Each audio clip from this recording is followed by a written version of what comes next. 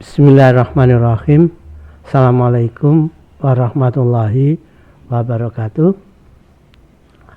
Selamat datang di channel Kirana, channel kisah Rasul, Nabi, dan peradaban bersama Agus Mu'alif Rohadi. Kisah sebelumnya kita telah sampai pada dakwah Nabi Isa yang berkeliling ke banyak tempat, sedangkan dakwah Nabi Yahya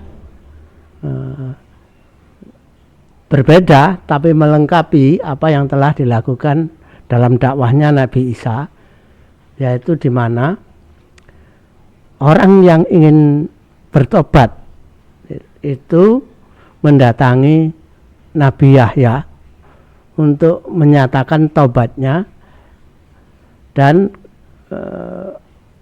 kembali melaksanakan risalah tauhid, ya. Yang kemudian pertobatan itu dikenal dengan istilah baptis, ya. Istilah baptis atau pencelupan, ya. Pencelupan sebagai simbol pencelupan Nabi Yahya yang sebagai simbol pertobatan, ya. Sebagai bukan hanya simbol tapi sebagai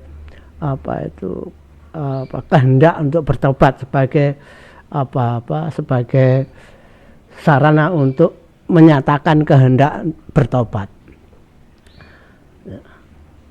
yang dalam Al-Quran surat Al-Baqarah 138,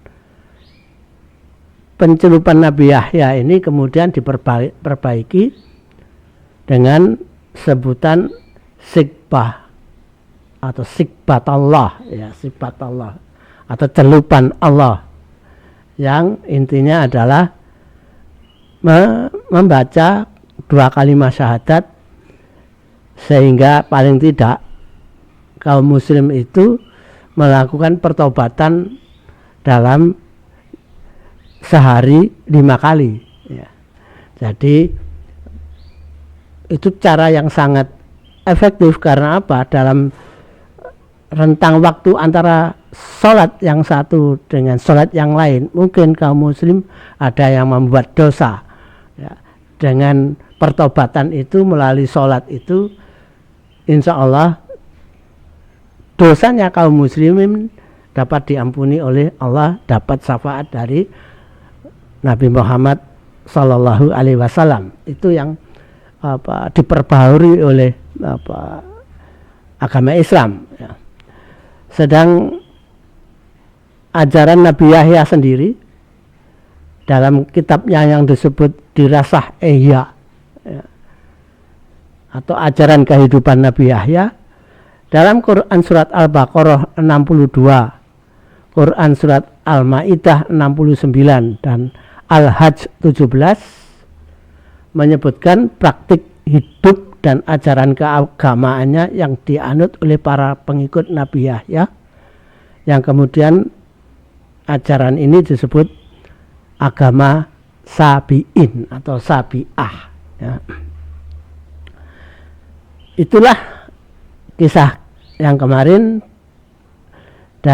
kisah yang sebelumnya, ya, yang sekarang akan kita lanjutkan kisahnya lagi.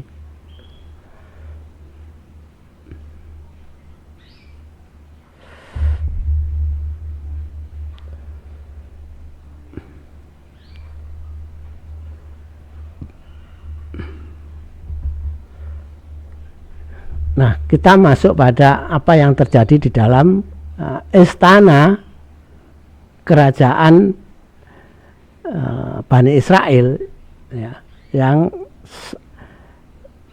rajanya adalah Herodes Antipas, ya, yang suatu saat meminta pendapat Nabi Yahya, apakah dirinya menurut hukum Taurat diperbolehkan untuk mengawini kemenakannya, yaitu Herodias, yang saat itu masih menjadi istri saudaranya, yaitu Herodes Butus.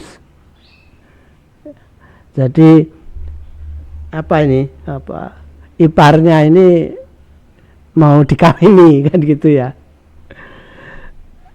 Nabi Yahya menasihatinya bahwa keinginannya itu diharamkan oleh agama kaum Yahudi. Injil Markus pasal 6 ayat 17 menyebut Herodias adalah istri Filipus, saudara Antipas yang menjadi penguasa di wilayah Transjordan. Jadi di timur jadi kerajaan Israel saat itu sudah terbagi ya. Sudah terbagi lagi ya. Sebelah timur Sungai Yordan rajanya adalah Filipus ya.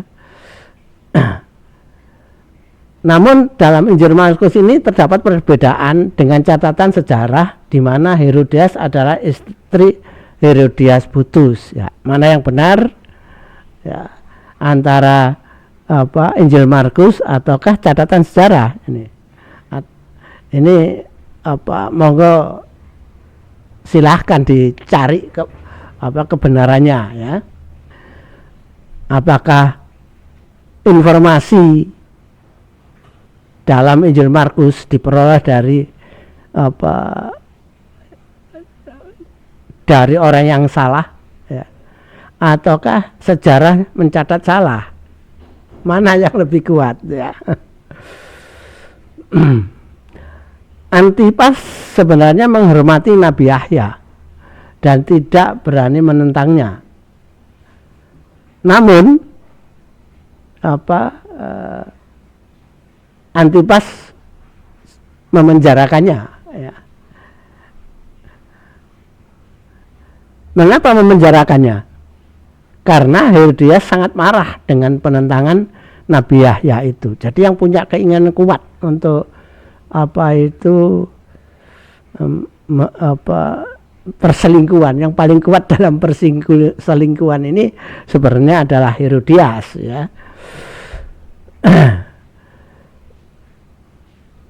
Dia sangat marah terhadap fatwanya Nabi Yahya itu karena menghalangi keinginannya untuk mengawini Herodes Antipas ya. Suatu saat malah Herodias mengunjungi Nabi Yahya di penjara, berusaha melunakkan hati Nabi Yahya. Namun usahanya tidak berhasil ya. Ketika usahanya tidak berhasil, malah menggoda ya. Herodias bahkan berusaha menggodanya, namun usahanya juga tidak berhasil. Ketidakberhasilannya melunakkan hati Nabi Yahya ini kemudian menjadi semakin sakit dan sangat mendendam ya. Herodias sangat mendendam kepada Nabi Yahya. Ketika suatu saat Antipas membuat pesta di istananya, hal ini dimanfaatkan Herodias untuk memperdaya Antipas.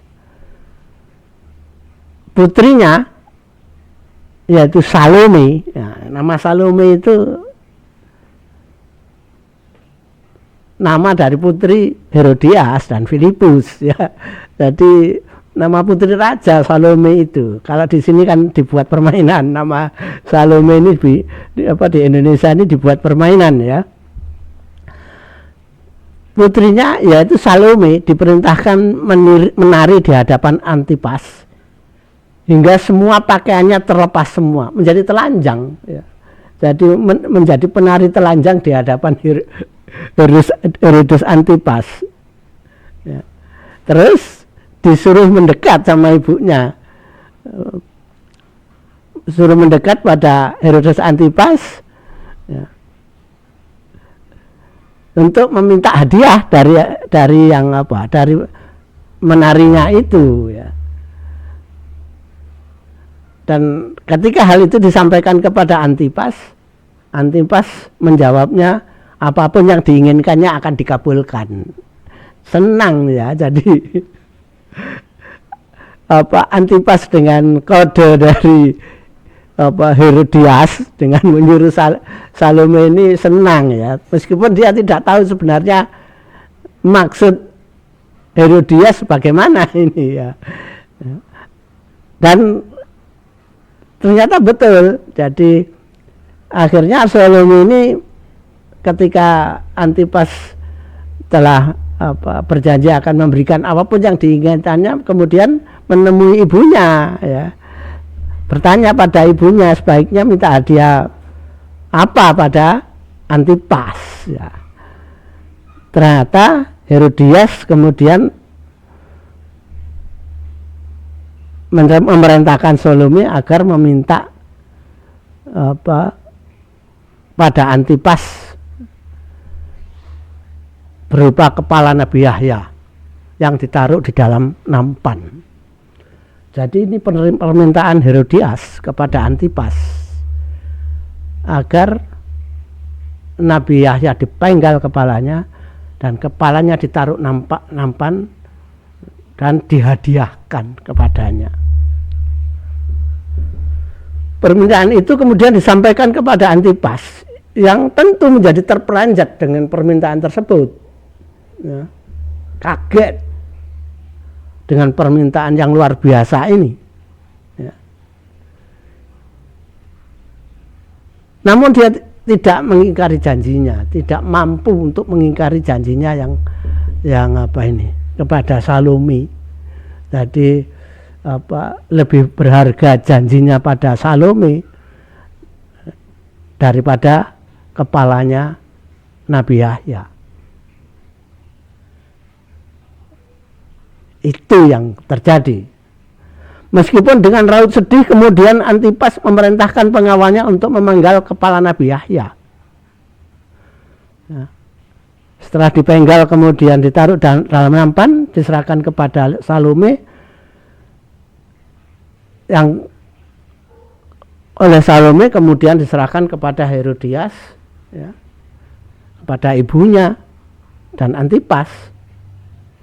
Nah, jadi janji raja kepada anak selingkuhannya ini jauh lebih berharga daripada kepala Nabi Yahya.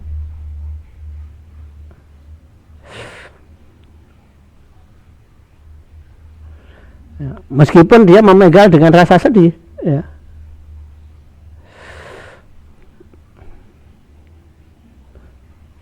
Nah, setelah peristiwa itu kemudian tubuh dan kepala Nabi Yahya kemudian diambil para pengikutnya. Yaitulah kematian Nabi Yahya. Ya, sama sekali tidak menggadaikan syariat yang ada di dalam Taurat, memegang teguh syariat dengan taruhan nyawa. Ya. Dengan taruhan nyawa. Itulah Nabi Yahya ya. Jadi dia pegang kuat syariat itu meskipun bayarannya adalah dibunuh dengan cara dipenggal kepalanya. Dengan peristiwa ini para imam Bani Israel justru senang. Nah ini para imam Bani Israel tidak berbelasungkawa, tidak mengecam, tapi senang. Ya, senang itu menunjukkan mendukung. Dengan senang itu berarti menunjukkan mendukung dengan pembunuhan Nabi Yahya itu.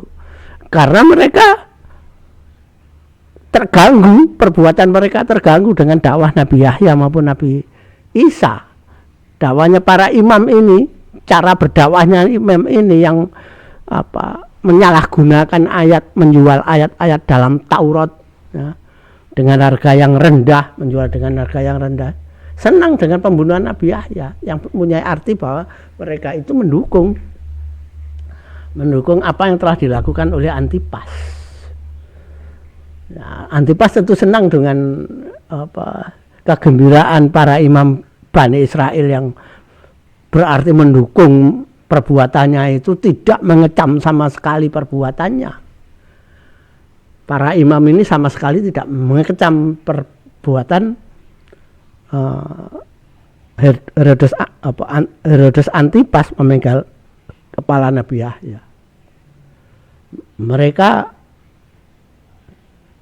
tidak mengetahui atau mereka menafikan para imam ini bahwa hal itu akan mengundang murka Allah.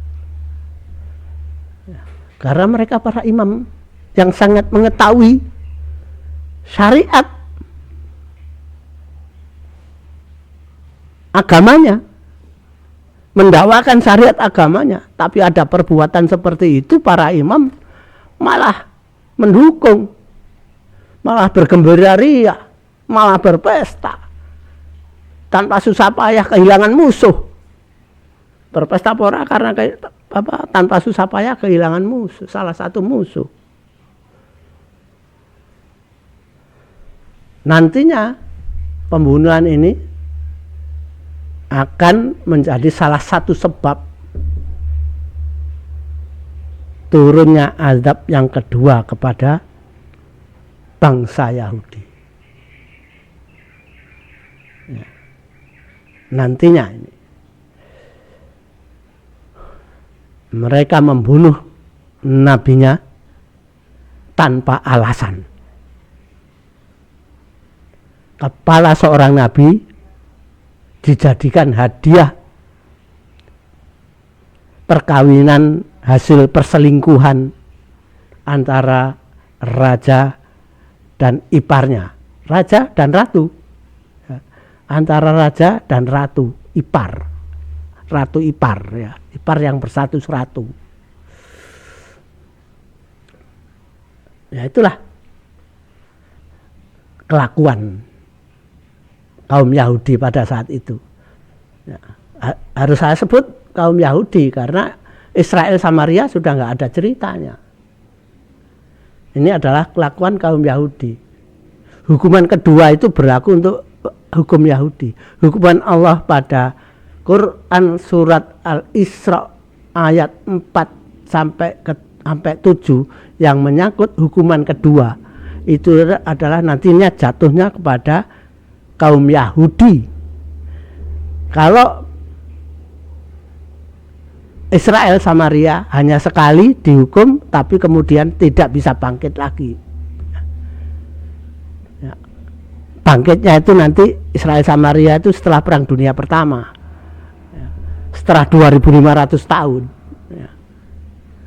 Tapi kalau kaum Yahudi masih ada hukuman yang kedua karena masih membunuh nabi lagi, menyimpangkan ajaran, menyimpangkan risalah, menyimpangkan syariat, memperjualbelikan ayat dengan murah, menggunakan ayat untuk menindas,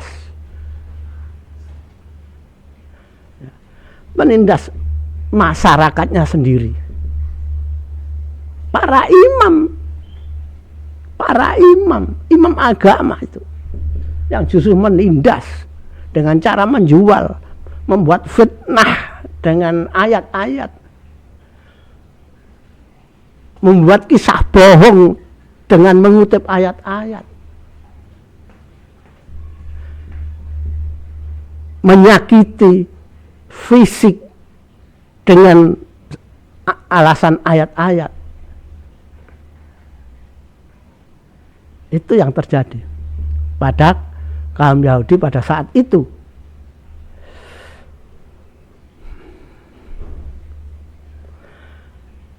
Kisah kematian Nabi Yahya hanya diinformasikan oleh Injil Markus pasal 6 ayat 21 sampai 28 dan Injil Lukas, Injil Markus pasal 6 ayat 21 sampai 28 dan Injil Lukas pasal 9 ayat 9. Sedang Injil Barnabas, Matius dan Yohanes tidak mengkisahkannya. Mengapa? Ya, tidak mengkisahnya. Berarti hal itu menunjukkan bahwa pada saat pembunuhan terhadap Nabi Yahya, Nabi Isa tidak berada di kota di mana Antipas memenjarakan dan membunuhnya. Jadi Nabi Isa di tempat lain dari tempat di mana Herodes Antipas memenjarakan Nabi Yahya, kemudian pembunuhnya. Jadi tidak mengetahui secara langsung. Nah, kalau Injil Matius dan Yohanes mengapa tidak mengkisahkannya? Saya tidak bisa membuat analisis yang pasti ya. Kenapa dua Injil ini tidak tidak mengkisahkannya, sedangkan dua Injil evangelik lainnya mengkisahkannya. Kalau Injil Barnabas tidak mengkisahkannya, saya bisa menganalisis bahwa memang pada saat itu baik Nabi Isa maupun Barnabas tidak menyaksikan langsung. Sedangkan Barnabas menuliskan Injilnya terhadap apa yang diucapkan oleh Nabi Isa. Beda dengan 4 Injil evangelik yang disebutkan bahwa mereka mendapatkan informasinya dari orang-orang yang menjaga firman. Tapi kalau Injil Barnabas hanya menuliskan apa yang dialami Nabi Isa, apa yang dikatakan Nabi Isa. Karena Barnabas selalu mengikutinya, mengikuti Nabi Isa kemanapun. Dan Barnabas diperintahkan untuk menuliskan semuanya. Jadi peristiwanya maupun apa yang diucapkan oleh Nabi Isa. Ya.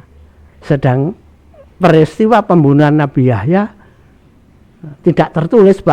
Dengan demikian berarti pada saat itu baik Nabi Isa maupun Barnabas tidak ada di kota, di tempat di mana Antipas kemudian memenjarakan dan membunuh Nabi Yahya.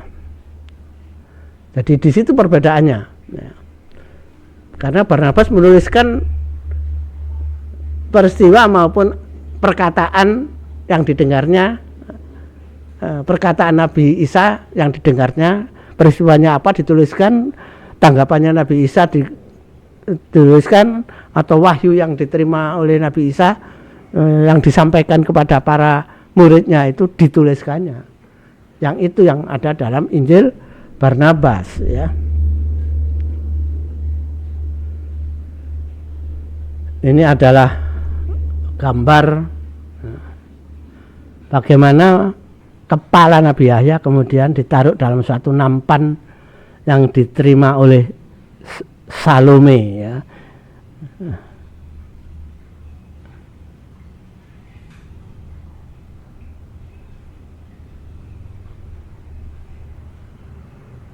Peristiwa pembunuhan Nabi Yahya kemudian mendapatkan reaksi yang keras dari Nabi Zakaria, sehingga kemudian menyampaikan sumpah kutukannya. Ya. Namun kutukan Nabi Zakaria itu akhirnya didengar oleh Antipas. Ya. Dan akhirnya Nabi Zakaria dibunuh pula. Kematian Nabi Zakaria diinformasikan dalam Injil Lukas pasal 11 ayat 51. Injil Barnabas ayat 189 juga menginformasikan pembunuhan Nabi Zakaria dan lebih detail daripada Injil Lukas informasinya, yang menyebutkan bahwa ada perkataan Nabi Isa. Nah, ini lagi perkataan Nabi Isa yang mengatakan tempat pembunuhannya adalah di antara Mezbah dan Baitullah Haikal Sulaiman. Jadi Nabi Zakaria dibunuh ketika berada di sekitar Baitullah, dan itu kemudian disampaikan oleh Nabi Isa kepada para muridnya, yang kemudian dicatat oleh Barnabas pada pasal 189, membuktikan bahwa sebenarnya pada saat Nabi Zakaria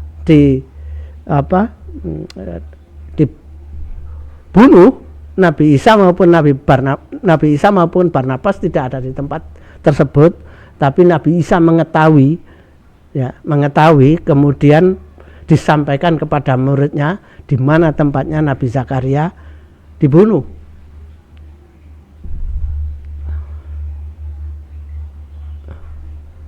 Quran surat Ali Imran ayat 122 menginformasikan perbuatan Bani Israel yang zalim, yaitu mereka diliputi kehinaan di mana saja mereka berada. Di Quran surat Ali Imran 122.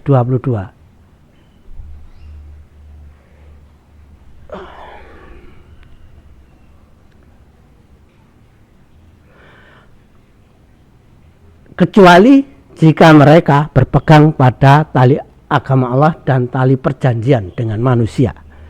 Mereka mendapat murka dari Allah dan selalu diliputi kesengsaraan. Yang demikian itu karena mereka mengingkari ayat-ayat Allah dan membunuh para nabi tanpa hak, tanpa alasan yang benar. Yang demikian itu karena mereka durhaka dan melampaui batas. Jadi Al-Quran juga menginformasikan peristiwa itu. Meskipun Al-Quran tidak mengkisahkan secara spesifik tentang bagaimana kematian para nabi dan rasul, ya. Namun sebagian kisah kematian rasul itu dapat dicari informasinya pada kitab terdahulu. Kalau dilihat waktunya, kematian Nabi Yahya dan Nabi Zakaria terjadi sekitar tahun 31 Masehi atau 32 Masehi. Sekitar itu, ya. Berarti kisah Nabi Yahya sudah selesai karena sudah terbunuh. Sudah dibunuh oleh raja. Dan kepalanya dijadikan hadiah perkawinan. Ya. Karena apa ya? Karena Nabi Yahya melarang. Setelah kepalanya dipenggal, ya sama saja dengan menghadiahkan kepala itu kepada Antipas sebagai hadiah perkawinan. Karena dengan setelah memenggal kepala itu mereka tidak terhalang perkawinannya. Karena Nabi Yahya tidak menentangnya. Jadi sebenarnya mereka sangat Antipas ini sangat menempatkan Nabi Yahya lebih tinggi dari para Imam Haikal Sulaiman, karena dia yang dimintai fatwa tentang pernikahannya itu. Kalau dia tanya pada Imam Haikal Sulaiman, pasti Imam Haikal Sulaiman mempersilahkan, tidak akan menentang kemauan Herodes Antipas. Ya, pasti mereka tidak berani. Karena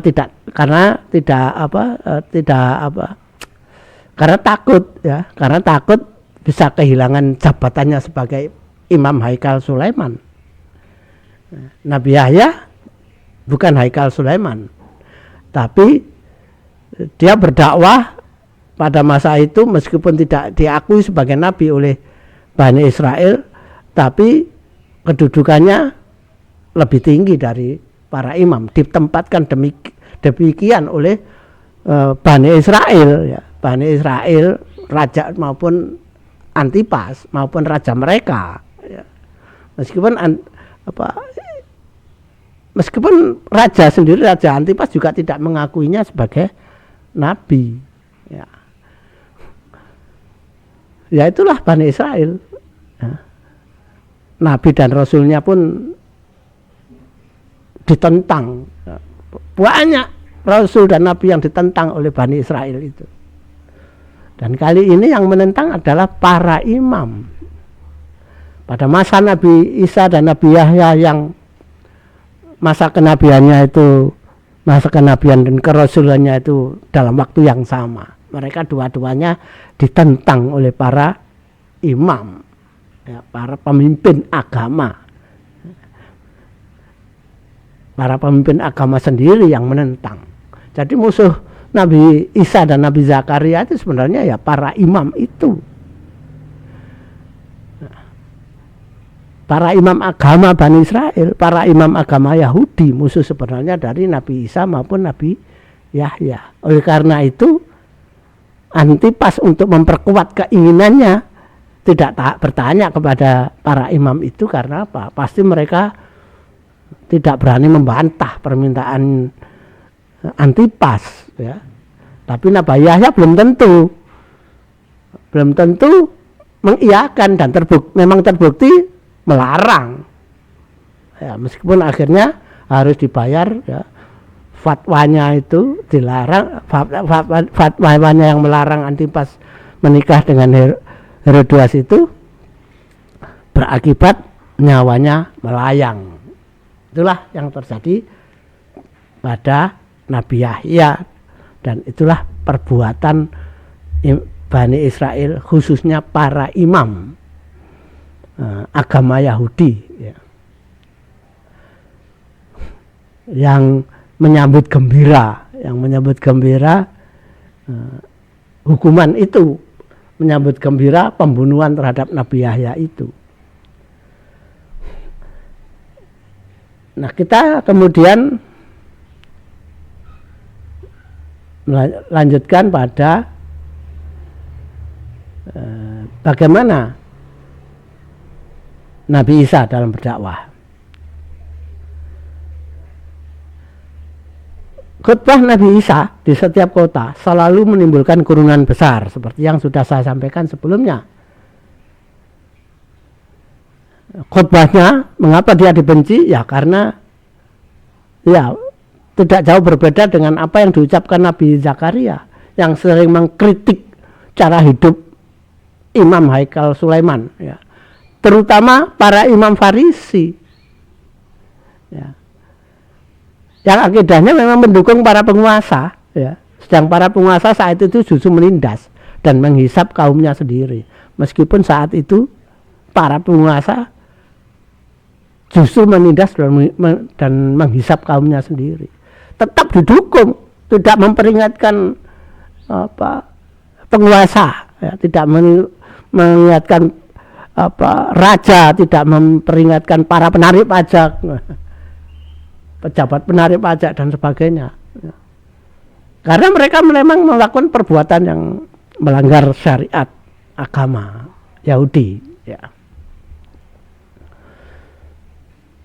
Mereka menumpuk kekayaan, ya, dengan mendompleng kekuasaan raja dan menjual murah, ya, ayat-ayat, ya, risalah mereka, ya.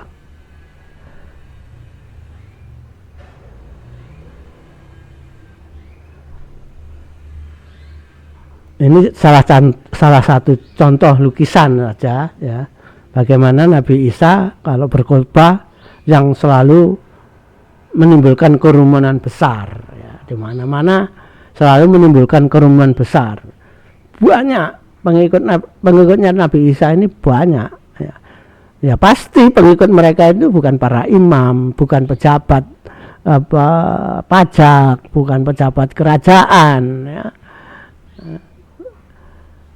bukan para bangsawan, ya, bukan para pejabat Sanhedrin, bukan para tentara Roma, ya, tapi masyarakat Bani Israel sendiri yang semakin lama semakin banyak menjadi pengikut Nabi Isa maupun Nabi Yahya, dan sekarang sepenuhnya tertumpah ruah pada Nabi Isa.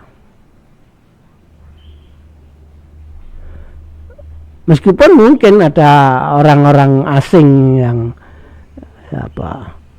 orang-orang asing ini termasuk Israel diaspora, ya, Yahudi diaspora. Jadi beda, ya, karena Israel diaspora itu wilayahnya tuh ke Eropa, Asia Tengah sampai ke Rusia. Kalau Yahudi ini di wilayah Persia, Yahudi diaspora itu di wilayah Persia, kemudian Afrika, ya, Afrika Utara sampai ke Spanyol, nah itu apa wilayahnya apa tempat tinggalnya para Yahudi diaspora ya. Karena apa? Ketika Yahudi kerajaan Yahudi ini ditaklukkan Nebukadnezar ya, ditaklukkan Nebukadnezar sebagian penduduk yang kuat-kuat itu ya, yang sudah kita kisahkan sebelumnya, dibawa ke Persia, ke Kaldea ya, ke Kaldea, Persia, Media, Lydia itu ya, di wilayah itu ya. Assyria juga termasuk bekas wilayah Assyria. Nah, jadi memang berbeda apa wilayahnya Yahudi diaspora dan Israel diaspora itu. Sebagian lain ke Afrika ya. Afrika Utara, terutama Afrika Utara ya. Sehingga sampai sekarang pun meskipun Afrika Utara itu seperti Tunisia, Libya, Maroko, Aljazair itu banyak Yahudi diaspora di sana, itu cukup banyak ya. Ya memang dulu mereka banyak yang lari ke situ kalau yang diperbudak ke arah apa Persia dan Asia Tengah ya. Tapi kalau yang lari itu bukan ke arah di mana kaumnya diperbudak, tapi yang lari ini ke arah Afrika. Ke arah Afrika. Jadi perbedaan Israel diaspora dan Yahudi diaspora ya, dari segi wilayah apa penyebarannya ya. Jadi pengikutnya ini juga termasuk mereka yang Yahudi diaspora yang sedang berziarah atau sedang menengok apa tanah leluhurnya atau berziarah ke Hagia Sulaiman, beribadah ke Hagia Sulaiman. Tapi mungkin juga ada orang-orang gentile, orang asing ya, mungkin dari Yunani, dari orang Roma sendiri yang bepergian atau menjadi penduduk di wilayahnya kerajaan Bani Israel.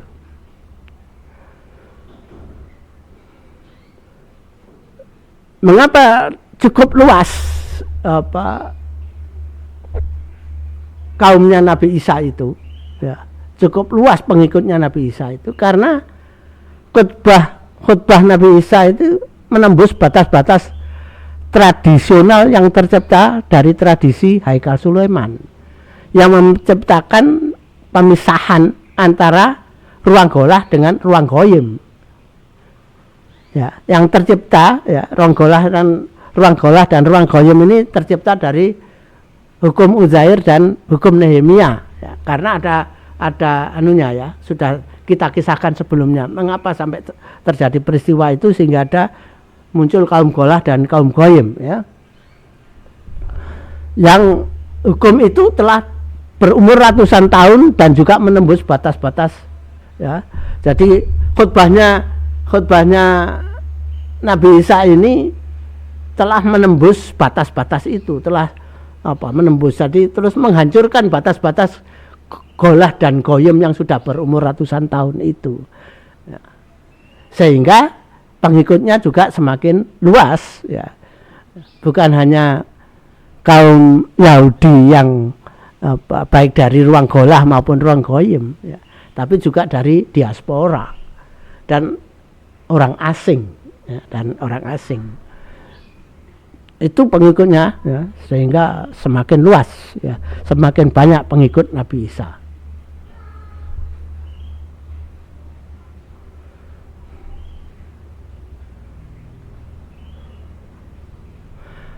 Quran surat Az-Zukhruf ya, Quran surat Az-Zukhruf ayat 63-65 menyebutkan, dan ketika Isa datang membawa keterangan, dia berkata, sungguh aku datang kepadamu dengan membawa hikmah dan untuk menjelaskan kepadamu sebagian dari apa yang kamu perselisihkan, maka bertakwalah kepada Allah dan taatlah kepadaku. Yang diperselisihkan itu termasuk kaum Yahudi dan kaum Israel diaspora, Yahudi diaspora maupun Israel diaspora, yang mereka ditempatkan di ruang golah, yang diperselisihkan itu, termasuk pertentangan perbuatan para imam itu. Itu yang disampaikan oleh Nabi Isa.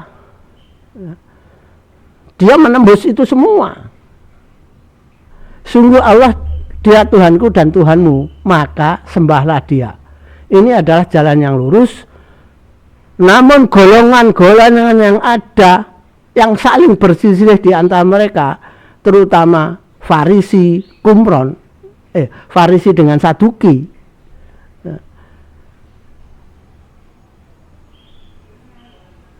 yang saling berselisih di antara mereka, maka celakalah orang-orang zalim karena adab pada hari yang pedih, hari kiamat maksudnya.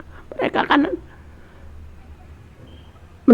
mereka menjadi orang yang zalim. Karena apa menjadi orang yang zalim? Satu, jelas melanggar risalahnya sendiri, melanggar syariatnya sendiri.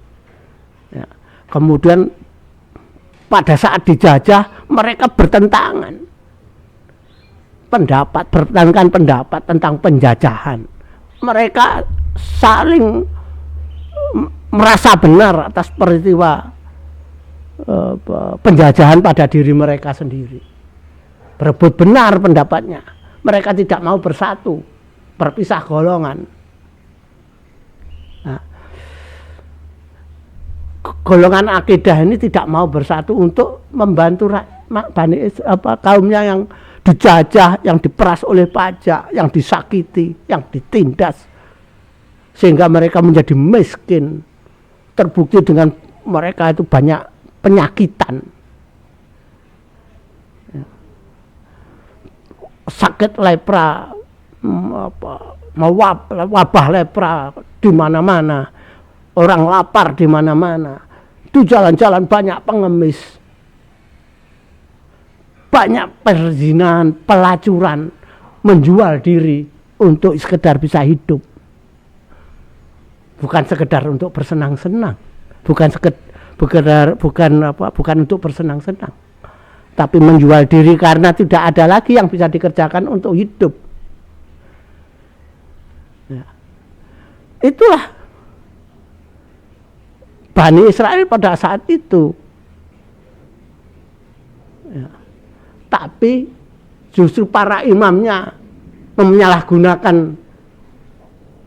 risalah untuk tetap memperkuat jabatan dirinya dan tetap bisa memperkaya dirinya. Pada kisah-kisah sebelumnya sudah kita kisahkan bagaimana kritik Nabi Zakaria pada para imam, ya, yang sampai ada puisi rakyat juga, itu kita sudah kisahkan bagaimana mereka menjual ayat-ayat itu untuk kepentingan mempertahankan jabatan dan memperkaya diri sendiri. Itulah informasi pada Quran surat Az-Zukhruf ayat 63 sampai 65.